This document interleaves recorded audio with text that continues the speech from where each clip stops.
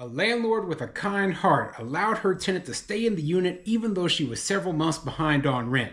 But when she went to visit that tenant, she noticed a full sleeve of tattoos on her arm that was brand new. Now she filed for eviction. I'm Tony, and this is Real Estate Investing and Landlord News.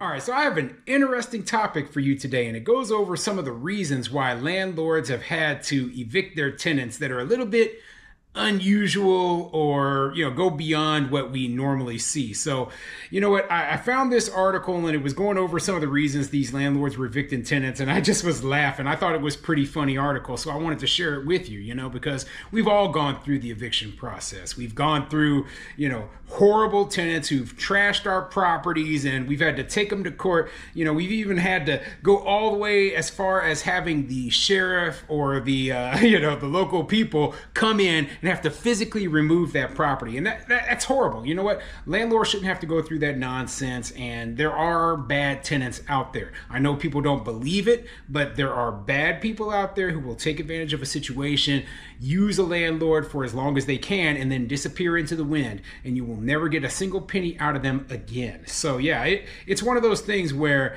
after you've dealt with this sort of situation more than one time, suddenly you become sort of heartless, okay? You just like, hey, you know what? I'm not going to give anyone a break. I'm not going to allow you to stay up in the property for even a day longer than necessary, and I'm going to file eviction immediately. That's why I fight against all these laws that give all these tenants these breaks, because you know what? They don't deserve the breaks. They don't deserve the breaks, and it's only hurting us in the end. So before I get into the article, go ahead, hit the like, subscribe button, maybe leave a comment down below and let me know what you think. So have you gone through a rough eviction before? As a landlord, most of us have gone through this, okay? We've gone through the bad tenants, and that is why we are tough, and that's why we're still in the business. I've been doing this for over 10 years, and it is difficult, okay? Sometimes you feel like you're going to lose your mind or you're going to go bankrupt. But if you stick with it long enough, you can make money. You can make really, really good money and, get all the things that you immediately had hoped for. So, you know what? I consider it a learning lesson for those of us who decide to stay in it. It is a lesson that we can learn so that we can run our businesses better going into the future. So anyway, let me get into this article and talk about these bad eviction stories that these other landlords have had. This article is coming from BuzzFeed.com, a source that I don't normally use, because it's kind of a joke site at this point, right? And the article is titled, "They replaced all the cabinet doors with chicken wire and put chickens in them. Landlords are sharing the wildest reasons they've had to evict someone, and you'll be speechless." I won't be speechless because nothing surprises me anymore. Anyway, let's get into it and see what it says. One Reddit user, UXYVZ, asked landlords to share the wildest reason they ever had to evict someone, and the stories are hard to imagine. Here are 15 of the most surprising ones. I'll try to go through all 15 for this video, so let's get into it. Tenant got evicted for building a turtle habitat without permission. They started a turtle breeding business and flooded the basement with maybe 6 inches of water. The entire basement. It was a concrete floor, but there was still drywall on the wall, and it was ruined. Okay, a turtle breeding business. Okay, now obviously if a tenant is starting any sort of business in your property, they should let you know, especially a business where we're talking about breeding animals. Okay, so if you come across one of your units and you happen to see a bunch of animals in there, be it dogs, cats, turtles, or whatever, right? You need to make sure that, hey, this is taken care of immediately, okay? Now, I charge pet fees. I consider turtles a pet, so unless you notified me about that and are paying pet rent and you paid a pet security deposit, well, that's not allowed. Not only that, but I have terms in my lease that say, making modifications to the property without notifying me against the rules. So we need to have good, strong leases. We need to be doing regular inspections of our properties, right? And we need to be charging pet rent and pet security deposits. But let me continue, because that isn't, the most surprising one. When I was living in a dorm, there was a mysterious case of small plastic bags filled with poo appearing on a tree in front of the dorm building overnight. A student didn't want to use the shared dorm restrooms, so he did his business in small plastic bags. Instead of discarding those bags discreetly, he decided to just throw the bags out of his window into the tree at night. This didn't go well with the facility management of the dorm, and he lost his dorm room.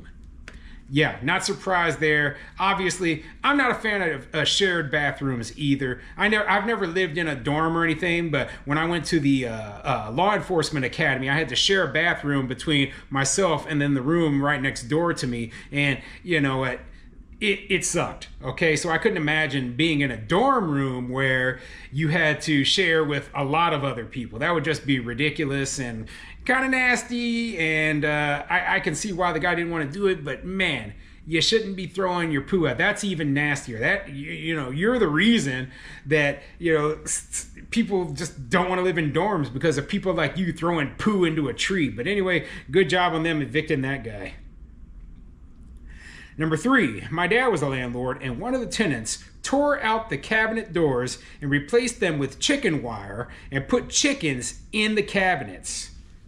Okay, now that goes a little bit beyond anything I can imagine. Now, I have seen properties where people decided to keep chickens in them before rental properties, and believe me, it was disgusting. Okay, so the cabinet doors being ripped off, I've had that happen, but not with chicken wire and with live chickens being placed in there. So yeah, gotta go. This tenant's gotta go. That's a violation of almost any lease I've seen, and absolutely ridiculous.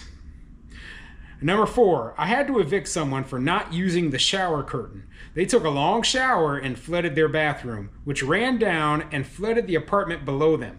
We lost the downstairs tenant as well. Plus, insurance wouldn't cover the damages since a burst pipe or other plumbing issue didn't cause it.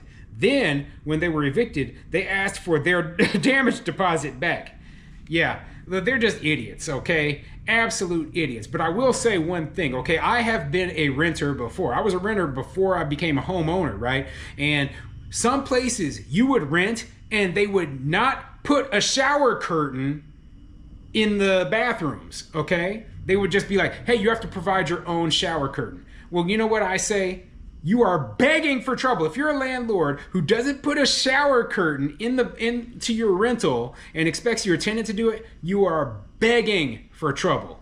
Okay? Now, obviously, a good tenant is going to go out, purchase a shower curtain for a few bucks, and install it themselves.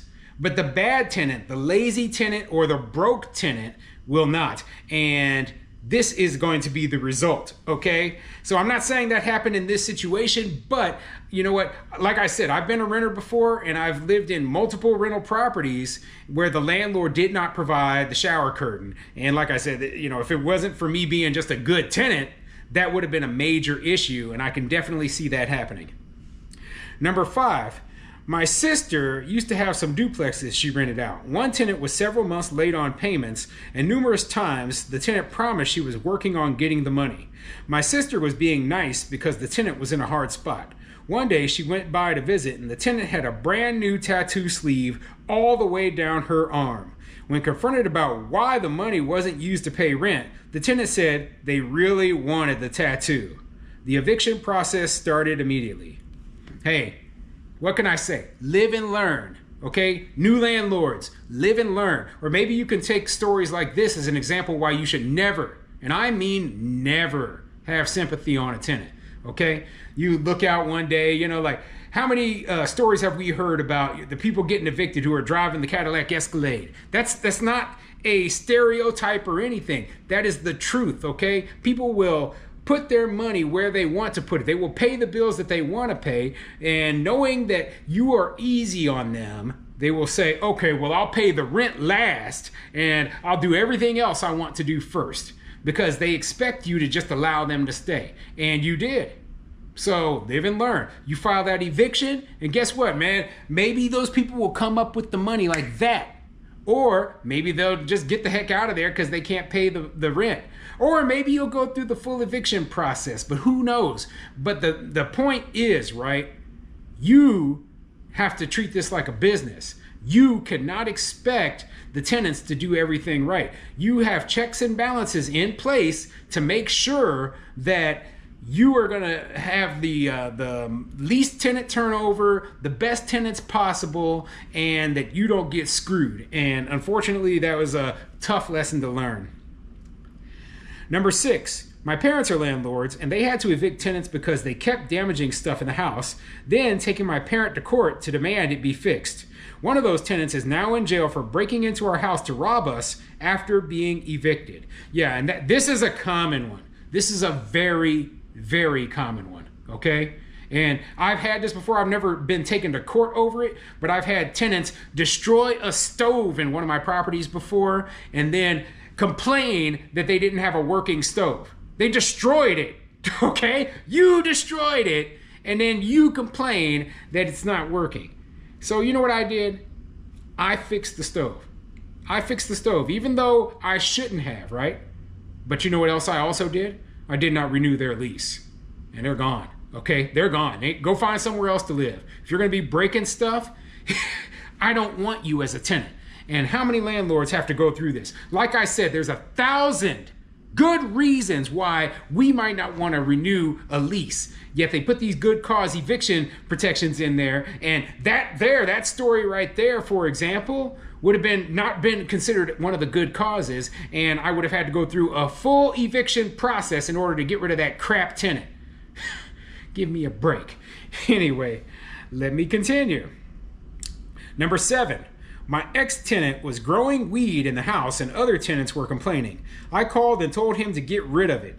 I don't care about it being illegal, but I take the complaints from the other tenants seriously. He said he would get rid of it, but a couple of days later, the other tenants called and said the plant was still there. So I met him and said, if you don't get rid of the plant, I'm calling the cops. He said, call them. So I did. He was arrested and evicted. Yeah, well, once again, here's another story about a landlord being too nice, okay? Now, I'm a law enforcement officer on top of being a landlord. So I wouldn't have even confronted the tenant about the plant. I just would have called the police and started the eviction process immediately because, you know what? Illegal drugs, that's written right into my lease that says you cannot have illegal drugs up in my property. So easy way to get rid of that tenant, okay? Get rid of this tenant. You don't want to be blamed for it because you know what? You own that property. They find those drugs in there and the police or other law enforcement could assume that you either had a part of it or at least at the minimum allowed it. Number 8, my tenant fell asleep making bacon and lit the entire house on fire.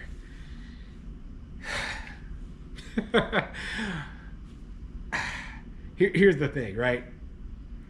You don't have to evict this tenant. The house burned down, okay? The tenant's got nowhere to live, so it is what it is. Now, I know accidents like this happen, and it's hard to say, hey, you know, this sucks. Okay, this sucks. Hopefully you had good insurance on your property and the damages were covered, you know, but like I said, at least you don't have to go through the eviction because the tenant's got nowhere to live anyway.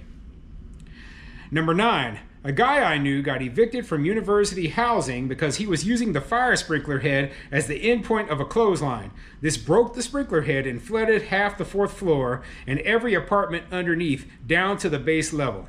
I've heard of stories like this happening before, okay?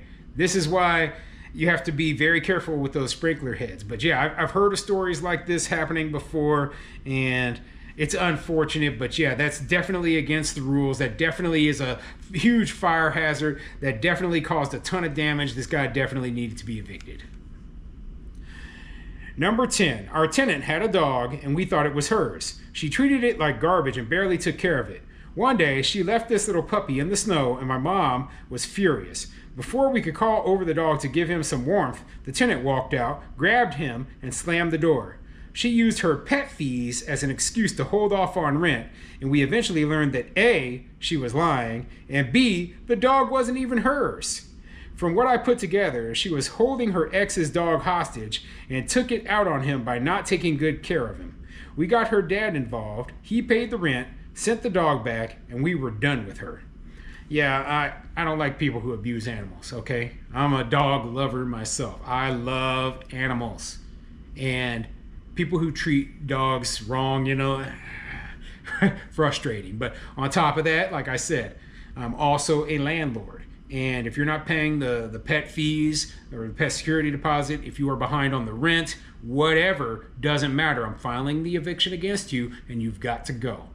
So I'm not going to cover the last 5 in this because this video is getting a little bit long, but I'll put a link to the article in the description down below and let me know what you think of the stories that I shared with you today.